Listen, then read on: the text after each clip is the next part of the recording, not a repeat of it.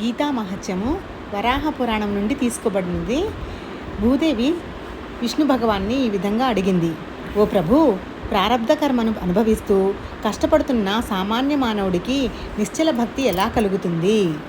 అప్పుడు విష్ణు భగవానుడు ఈ విధంగా పలికాడు: ఎంత ప్రారబ్ధ కర్మను అనుభవిస్తున్నా ఎల్లవేళలా గీతాపారాయణ చేస్తున్న మానవుడు ముక్తి పొందినట్లే. ఈ లోకంలో కూడా సుఖంగా ఉంటాడు. కర్మలు అతడిని అంటవు.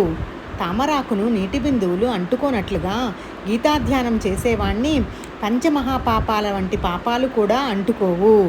భగవద్గీత పుస్తకం కానీ పారాయణ కానీ ఉన్న చోటే ప్రయాగ వంటి సమస్త తీర్థాలు కూడా ఉంటాయి. సమస్త దేవతలు, మహర్షులు, యోగులు, నాగదేవతలు, గోపాలకులు, గోపికలు, నారద మహర్షి, ఉద్ధవుడు, ఇతర శ్రీకృష్ణ పరివార దేవతలు అక్కడే ఉంటారు. గీతా సాధకులకు వారి సహాయం లభిస్తుంది.